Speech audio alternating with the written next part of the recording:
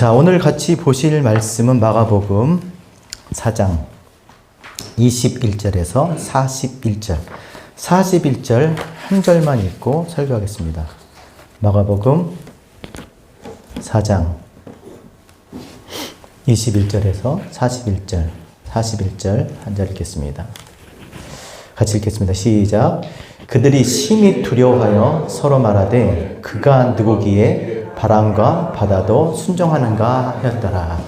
제가 이렇게 말씀을 바로 읽지 않고 시작하는 것은 이미 여러분들이 이 내용을 알 것이라고 생각하기 때문에 그렇게 말씀을 읽지 않고 시작하는 겁니다. 그러니까 일단 말씀이 무엇인지 그 말씀의 내용들을 여러분들이 알고자 하는 그런 노력이 먼저 있어야 되겠죠.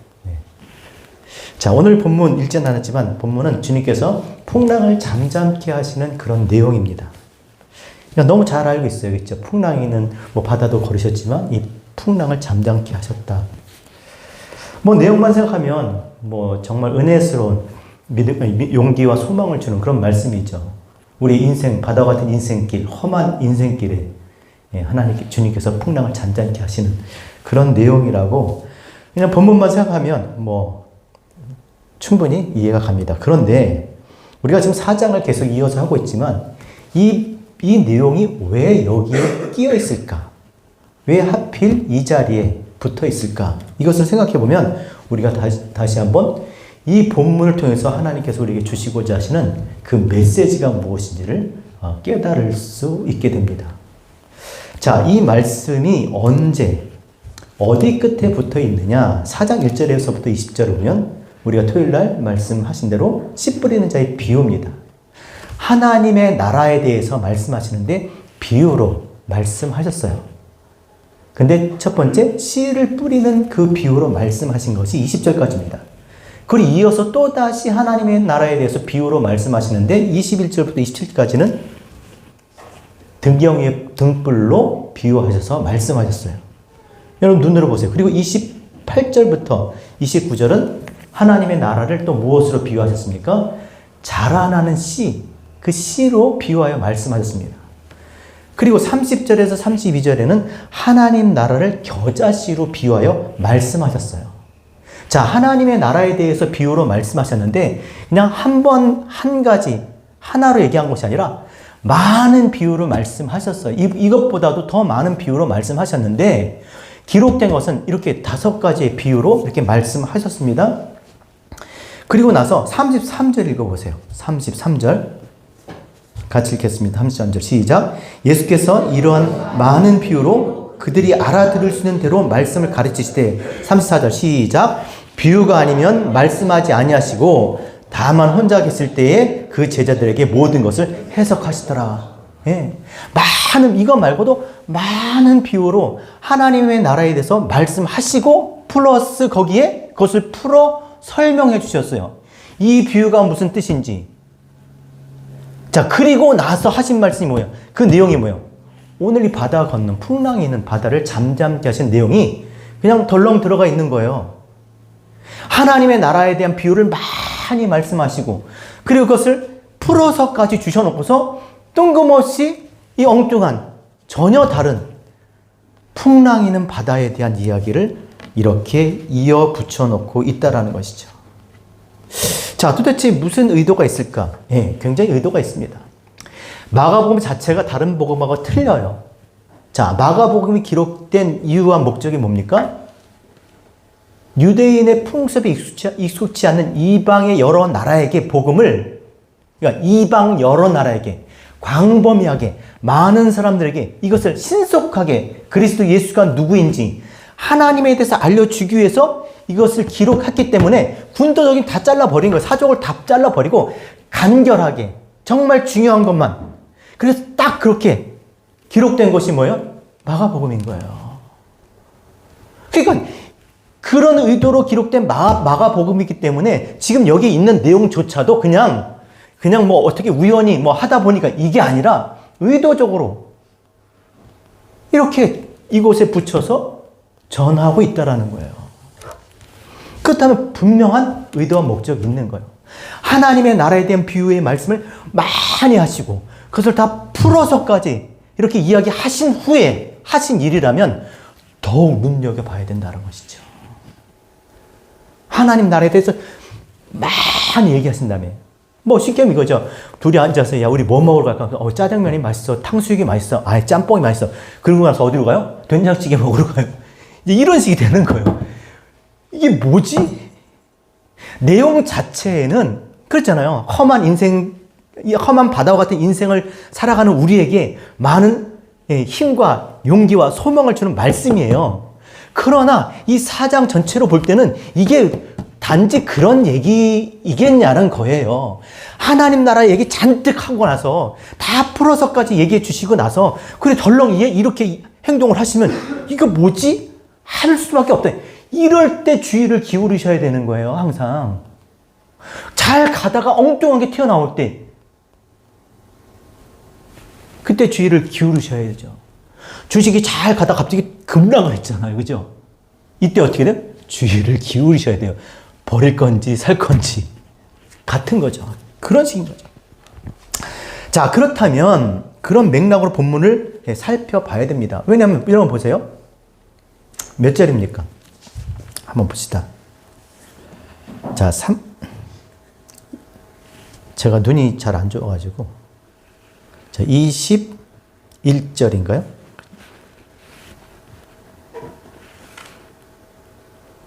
아니, 35절. 네, 35절이네요. 자, 시작. 같이 읽겠습니다. 시작. 그날 저물 때에 제자들에게 이르시되. 자, 여기 처음에 어떻게 시작해요? 그날 저물 때에. 그러니까 그렇게 많은 말씀을 비유로 하시고 바로 그날. 그것도 날이 다 저물 때 배를 타야 돼요? 굳이 그때 건너가야 돼요?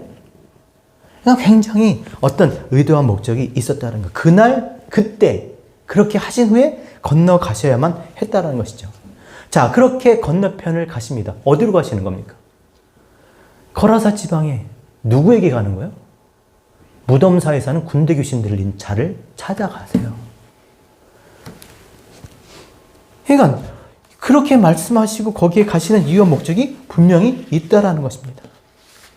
자, 그것을 알기 위해서 먼저 왜 하나님의 나라에 대한 비유를 많이 말씀하셨는데 이렇게 5가지를 기록했는지, 그 말씀하신 후에 그날 갔으니까 그 말씀을 왜 하셨는지, 그 하나님의 나라에 대한 이야기를 우리가 그 비유를 알아야겠어요? 몰라야겠어요? 그걸 먼저 알아야죠.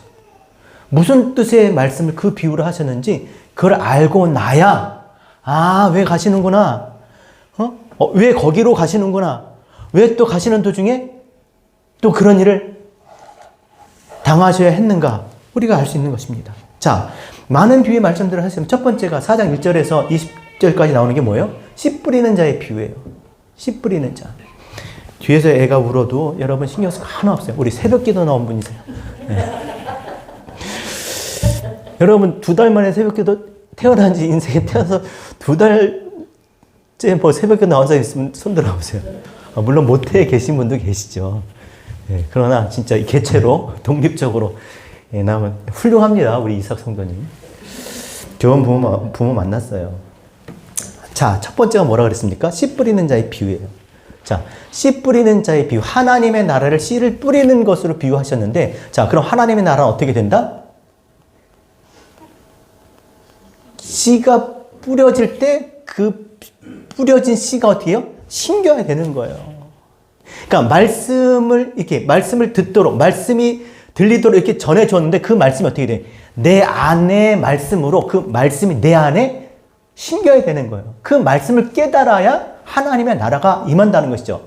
아무리 말씀을 들어도 그것이 심기지 않으면, 말씀을 듣고 빼앗기고 말씀을 들어도 이것이 오래 지속하지 못하고 흙이 얇아서 뿌리 내리지 못하고 말라버리면, 또 말씀을 또 들었지만 이 말씀이 자꾸 자기 생각과 부딪혀요. 자기 계획과. 그래서 말씀에 대해 잘하지 못하고 막히면 어떻게 돼요?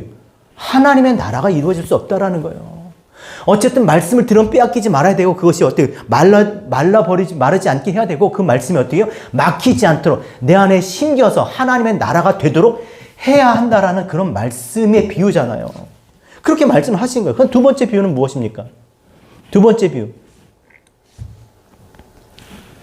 두 번째 비유가 뭐예요? 저를 쳐다볼 게 아니라 등경위에 등불이잖아요. 여러분, 등불을 켜가지고 쉽게 해서 위에다 놔요? 아래다 놔요? 위에다 방을 비추려면 환하게 비추면 높게 위에다 두어야지. 그것을 말 아래 쉽게 해서 어디 그냥 박스 안에 놓고 있는 사람 어디 있겠냐는 거예요.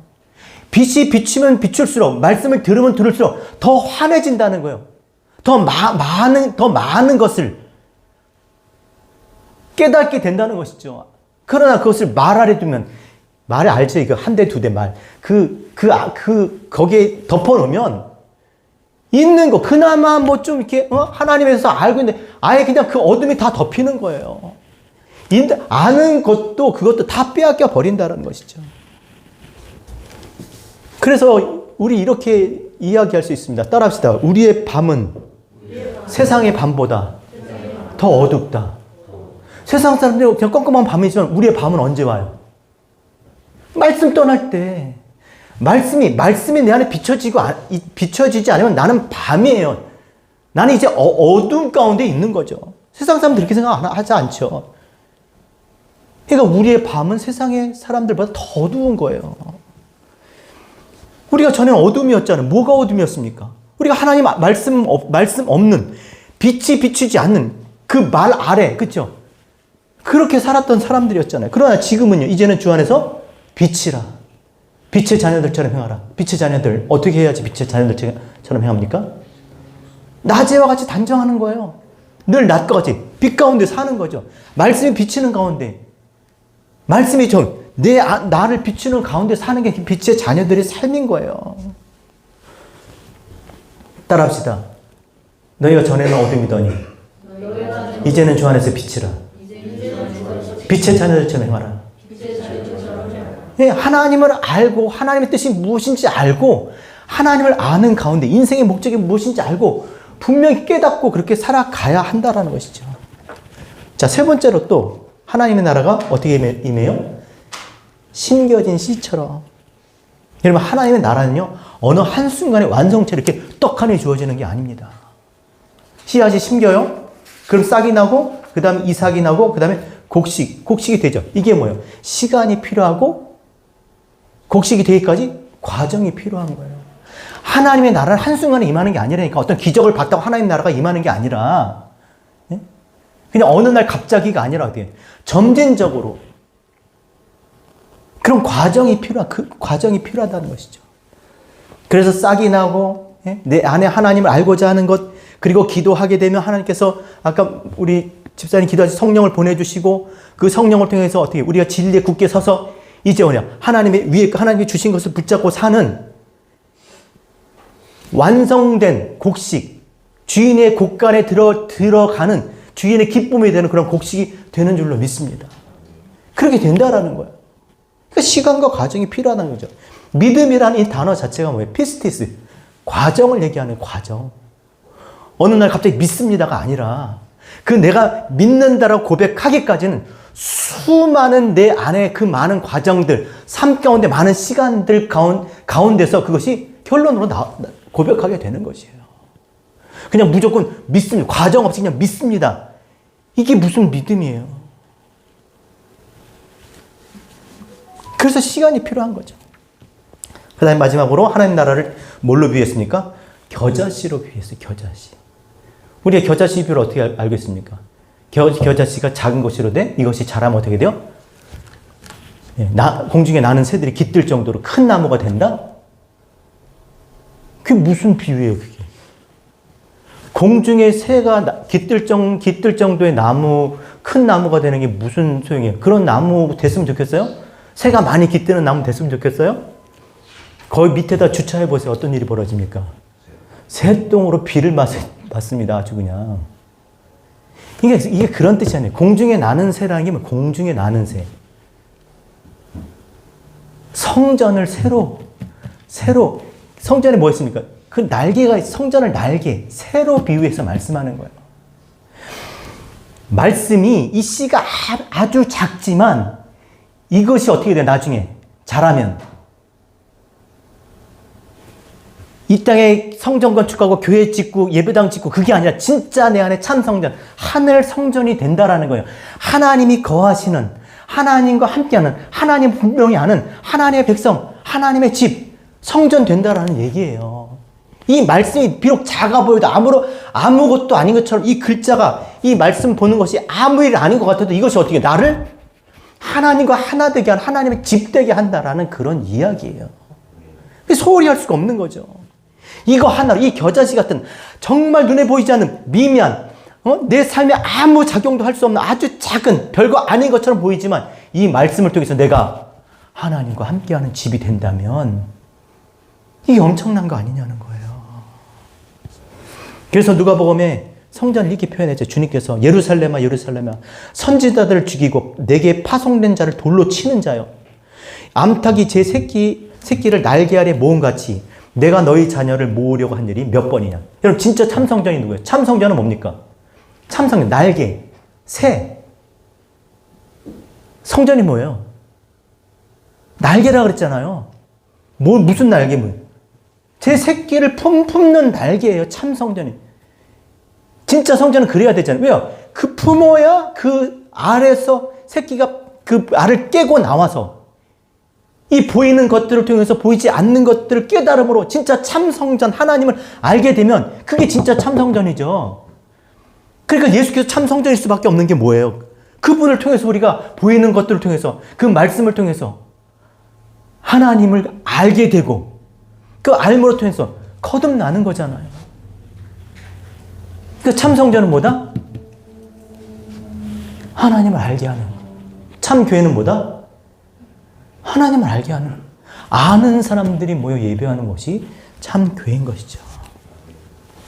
그래서 이렇게 겨자씨 같이 보이지 아주 작고 별거 아닌 것 같지만 그것이 너희를 하나님과 함께하게 하는 참성전 되게 한다라고 지금 말씀하고 있는 것입니다. 자, 그래서 이 비유의 5가지 비유를 하나로 이렇게 한 문장으로 말한다면 무슨 이야기겠어요? 이 씨가 어떻게 돼야 돼요? 심겨져야 된다는 것이죠. 이 심겨져야 열매가 되는데 그때 뭐가 필요해요? 시간과 과정이 필요하다는 거예요. 그럼 과연 그렇게 신앙생활을 하고 있느냐는 것이죠. 그 심겨져야, 그것이 자라야, 그 심겨진 씨가 자라야 내가 씨 가진 열매가 돼서 진짜 세상에 빛이 돼서 참 성전이 돼서 하나님의 나라로 이 땅에 이렇게 존재하게 될 거 아니에요. 자, 그런 비유의 말씀을 하시고 그리고 나서 건너가신 곳이 거라사 지방의 무덤사에 사는 군대 귀신 들린 자에게 가는 거예요.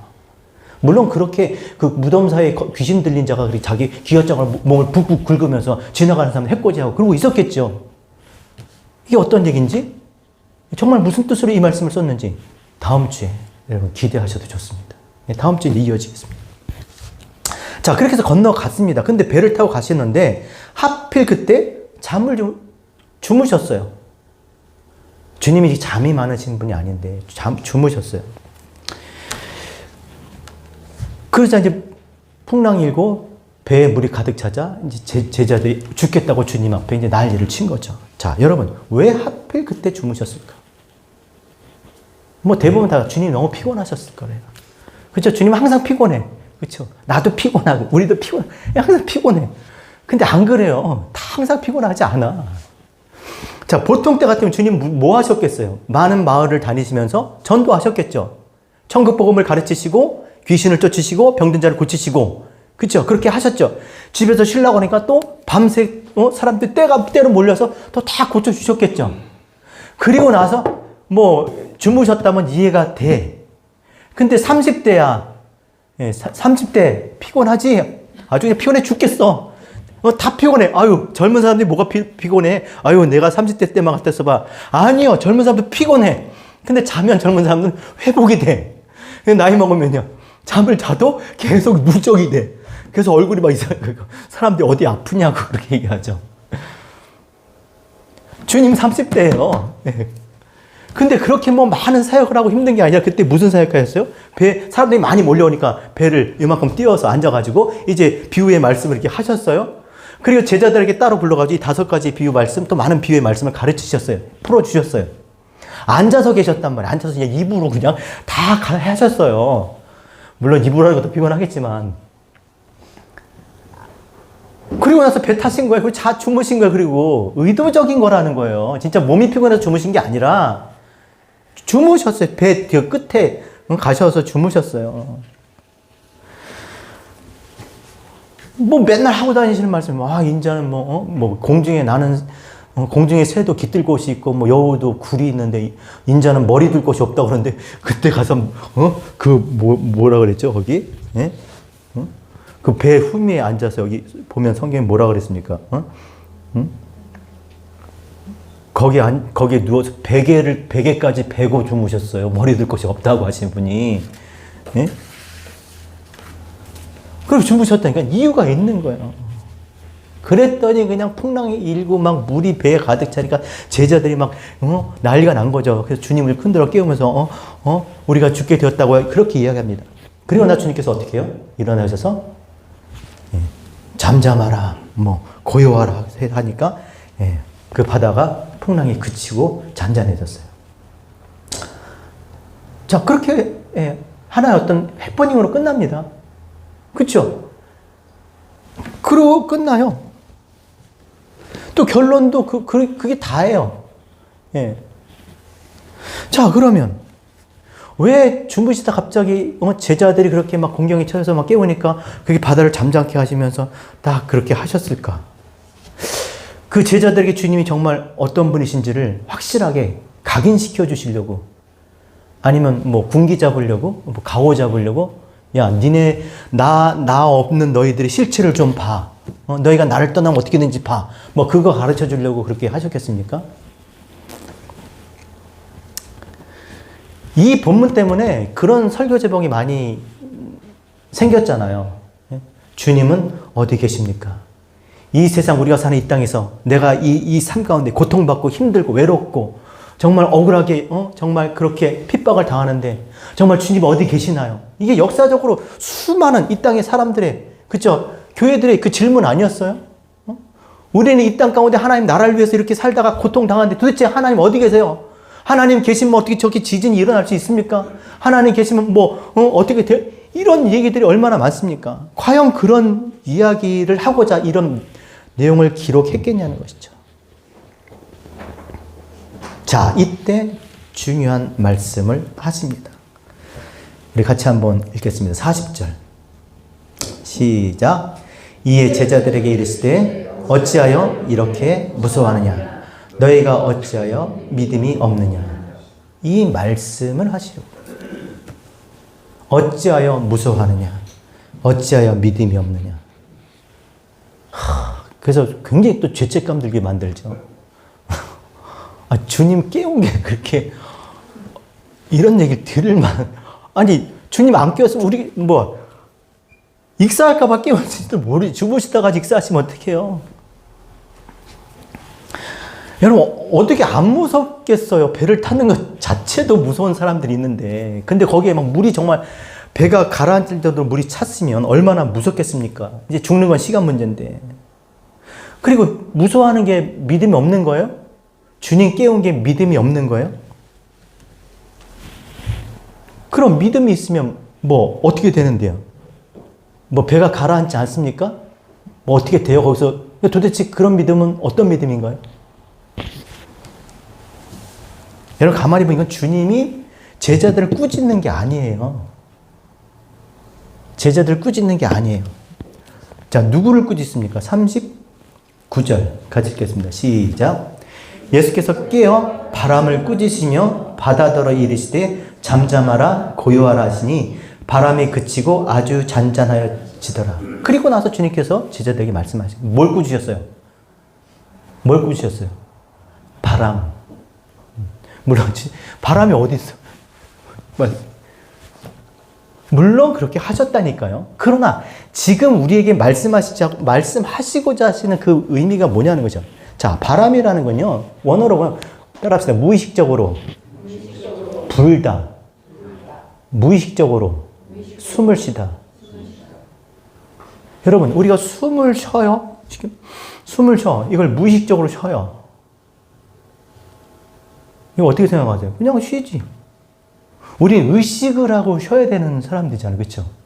그 코에 생기를 주신 분이 누군지, 우리가 생명을 주시고 우리가 무엇을 위해서 살아가야 하는 존재인지, 하나님이 나에게 숨을 주신, 이 땅에 살게 하신 이유와 목적이 무엇인지. 근데 무의식적으로 숨을 쉰다는 건 무의식적으로 불다, 숨을 불다. 뭐하고 생각해요? 거칠게 숨을 내쉬다, 불다 뭐예요?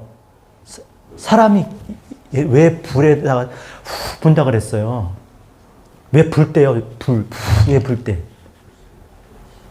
자기 손으로 하나님께 제사 드려서 자기 힘과 자기 열심으로 하나님을 섬기려고 하는 것. 그거예요. 그게 악한 것이고, 그것을 하나님 꾸짖으시는 거예요. 하나님은 우리와 하나가 되고자 하시는데, 하나님 앞에 두고, 위에 두고, 그것을 받들어, 우리의 가진 것으로 하나님 앞에 열심으로, 자기 손으로 하나님을 그렇게 섬겨드리려고 하는 그것을 하나님 가장 싫어하신, 그게 악이라니까요. 하나님 들어오고 싶은데, 하나가 되고 싶은데, 자꾸 앞에다 두고, 하나님 거기 계세요. 내가 섬겨드릴게요. 그래서 사울이 폐위, 탄핵, 사울이 그 하야된 게 왜 그랬어요? 바로 이것 때문에 그랬어요. 사무엘상 15장 22절, 사무엘이 이르되, 사울이에요. 사무엘이 이르되, 여호와께서 번제와 다른 제사를 그 목소리 청종하는 것을 좋아하신 같이 좋아하시겠나이까? 따라합시다. 순종이 제사보다 낫고 듣는 것이 수양이 기름보다 나으니라. 왜 사무엘이 사울한테 얘기했어요? 기다리지 못하고 자기 손으로 제사 지낸 거잖아요. 자기 손으로. 하나님을 싫어하신다니까요. 말씀 듣는 거, 하나님 말씀 들어야지. 그걸 하나님이 기뻐하시는데 하나님 말씀대로 하지 않고 자기 손으로 하는 거예요. 이게 악한 거죠. 그래서 시편 1편 4절에 악인들은 그렇지 않음이며 오직 바람에 나는 겨와 같도다. 악인이 누구예요? 바람에 나는. 뭐 둥둥 떠는 이게 아니라 바람에 나는. 악인이 누구냐고요? 자기 손으로 하나님 앞에 두고 자기 힘과 자기 열심으로 하나님 섬기는 거, 자기 노력으로 하나님 섬기고, 하나님이 당신의 것으로 당신의 것을 주심으로 우리 안에 계시고자 그렇게 하나님 우리를 섬기시는데, 그거를 예비하신 것을, 하나님이 정하신 것을 밀어내고 자기의 것으로 섬기는 거, 이게 악한 거라니까요. 야고보서 1장 6절, 오직 믿음으로 구하고 조금도 의심하지 말라. 의심하는 자는 마치 뭐예요? 바람에 밀려 요동하는 바닷물결 같으니. 왜 그렇습니까? 이런 사람은 무엇이든지 주께 얻기를 생각하지 말라. 두음 마음을 품어 모든 일에 정함이 없는 자로다. 두음 마음을 품어. 하나님 원하시는 게 있는데 자기의 것으로, 자기 생각으로 그렇게 한다라는 것이죠. 그래서 그 바람을 꾸짖는 거예요. 하나님이 우리를 악하다고 하시는 게 뭐 다른 그런 어떤 세상적인 그런 개념으로서의 악한 것이 아니라, 하나님께서 뜻을 정해 주셨는데 그것을 버리는 거예요. 그리고 자기가 생각한 대로, 자기 계획대로, 자기가 원하는 대로 그렇게 하고자 하는 것이, 그게 하나님께서 악하다고, 하나님이 가장 싫어하시는 거. 그렇게 말씀하시는 겁니다. 자, 그래서 꾸짖으니까 어떻게, 바람이 어떻게 돼요? 잔잔하게 되죠. 자, 잔잔하게 됐어요. 자, 모든 일이 끝난 것 같죠? 자, 41절 한번 읽어보십시다. 시작.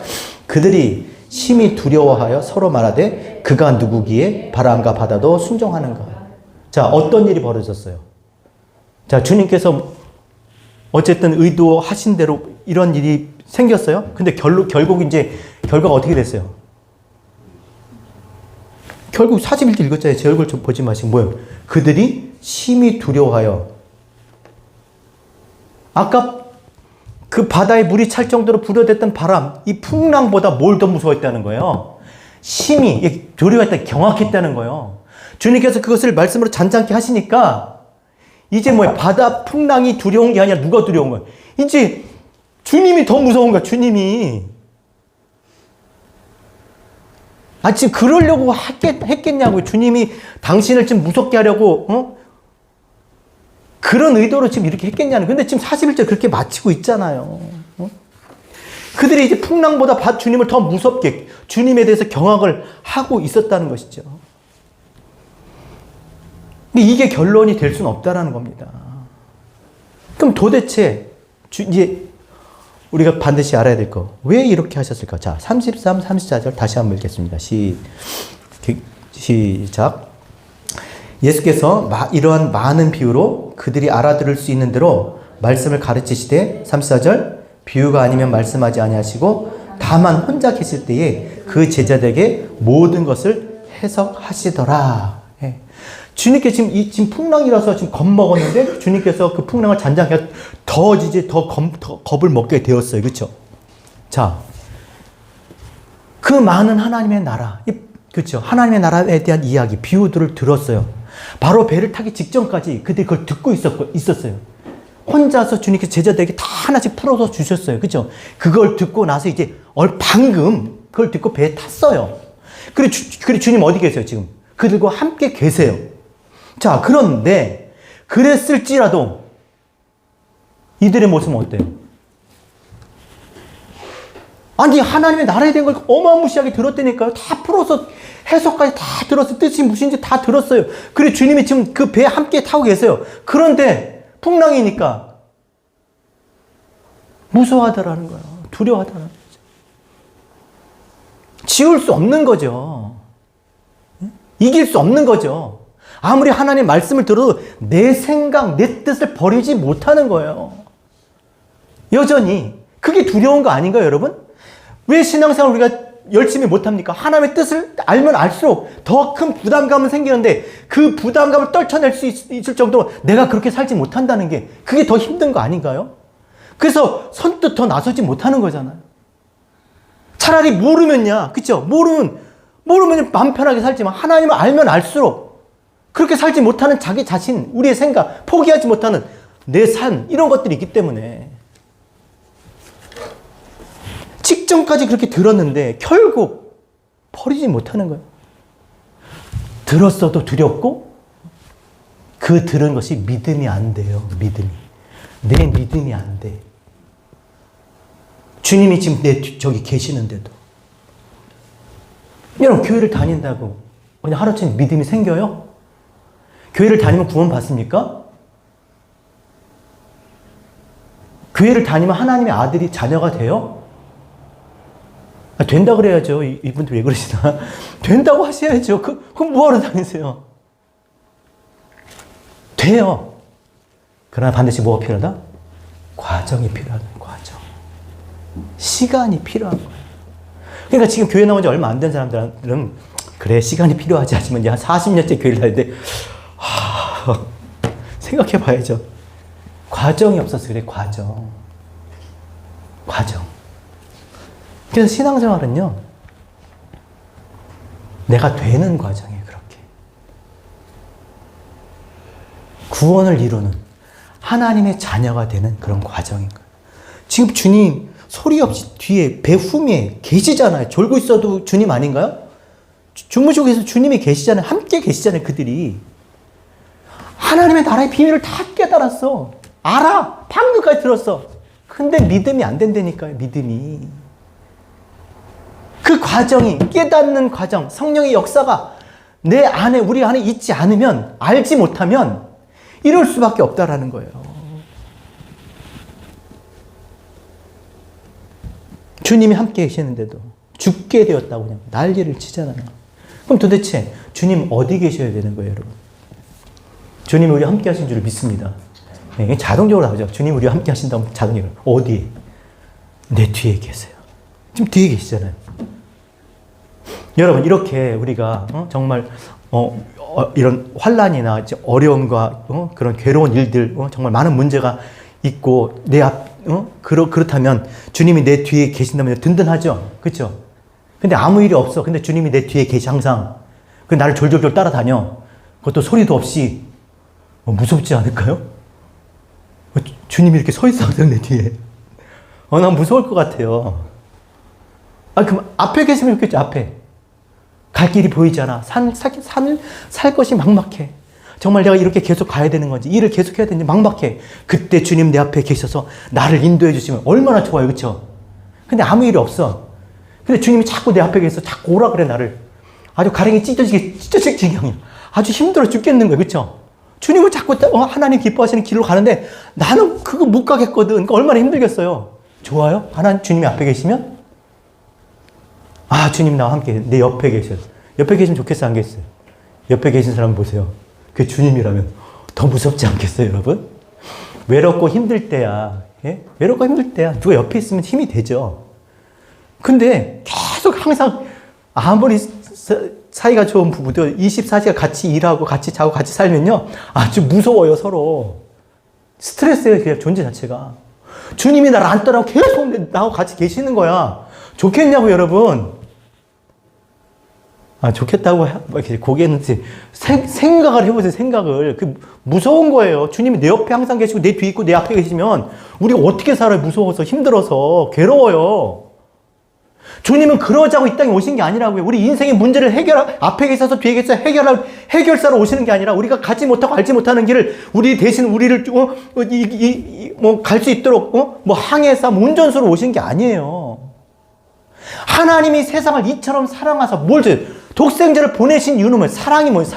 사랑하사 보낸 거예요. 우리를 사랑하사. 사랑이 뭐예요? 당신의 것을, 자신의 것을, 그 안에 독생자 하나를, 그것을 내 안의 것을 주시기 위해서. 그러면 그 주셨다면, 뿌렸다면 어떻게 해요? 받으라고, 되라고 주신 거예요. 그것이 내 것이 되라고. 공중에 떠서 흩날려서 이 바람에 밀려서 요동하는 것이 아니라 어떻게 해요? 내 것이 되라고, 그것을 붙잡으라고. 그러고 주신 거예요. 그러니까 독생자, 이 말씀이 내 안에 심겨져서 하나님을 알게 될 때 이 씨가 있어야 어떻게 열매, 다른 사람에게 넘겨줄 수 있어서 30배, 60배, 100배가 되는 거죠.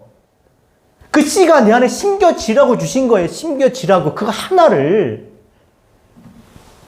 하나님은 능력 있으셔서 그냥 아주 못되고 어둠 가운데 있었던 사람 하루아침에 어떤 기적을 탁 놀라게 해서 어떻게 해가지고 그냥 확 그냥 역사해가지고 갑자기 세 사람만. 이게 아니라니까요. 당신의 것을 줘서 당신과 같은 당신의 자녀 되게 하시는 거예요. 그게 사랑인 거예요. 사랑하사. 그럼 하나님이 누구인지 알게 되겠죠. 하나님에 대해서 말할 수 있고 하나님 원하시는 일들 할 수 있는 그런 하나님의 사람이 되는 거예요. 왜 두렵습니까? 주님 옆에 뒤에 계시는데, 주님 앞에 계시는데, 주님 옆에 계시는데 왜 믿음이 없습니까? 왜 두려워요? 하나님을 알지 못해서 그래요. 제가 말씀드렸잖아요.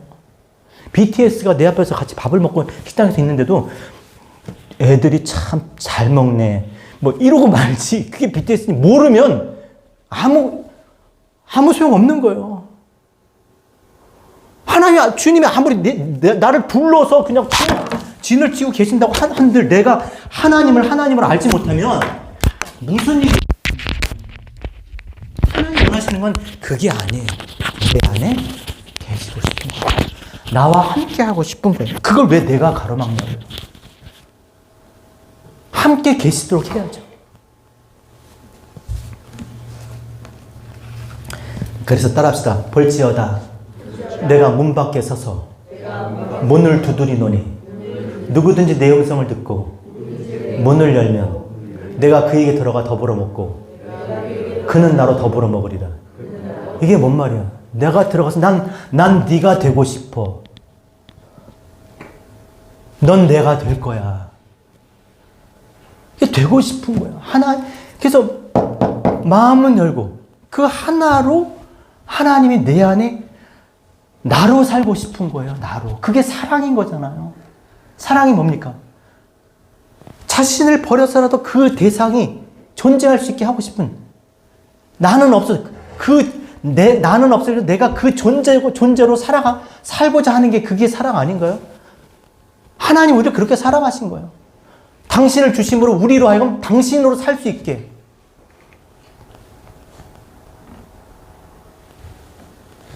그래서 오늘도 문을 두드리고 계시는 거예요. 말씀을 듣게 하시는 거죠. 자, 그래서 주님이 어디 계셔야 되겠어요? 주님이 어디 계셔야 합니까? 어디 계셨으면 좋겠어요? 그냥 주님이 목사님하고만 같이 계시고, 그냥 나는 따로 저기 있고, 주님은 어디 계셔야 돼요? 내 안에 계셔야 돼요. 내 안에. 그게 신앙인 줄 믿습니다. 내 안에 계시도록 하는 그런 신앙생활은 저와 여러분 되셨으면 좋겠습니다. 아무리 하나님을 알지 못하면 아무리 내 앞에 뒤에 계셔도 늘 두려움이 오고 믿음이 안 되는 거예요. 믿을 수가 없는 것이죠. 하나님이 없기 때문에, 하나님을 알지 못하기 때문에 두렵기 때문에 매여서 살 수밖에 없는 그런 존재가 되는 것입니다. 때문에 하나님의 나라가 되려면 하나님을 알게 하는, 하나님께서 뿌린 그 씨, 하나님의 미랄, 그 씨가 내 안에 심겨서 그것이 자라도록 어떻게 해야 돼요?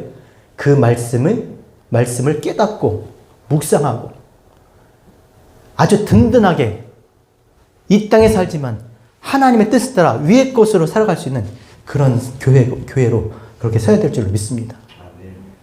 하나님의 나라는 어떤 초자연적인 역사나 신비한 체험으로 한순간에 오는 것이 아니라 이러한 과정 속에서 온다는 것을 기억하시고, 우리 이삭이도 보세요. 아무리 이삭이가 크다 그래도 아무리 일주일 만에 이렇게 자란다 그래도 걔가 하루아침에 어른이 되나요?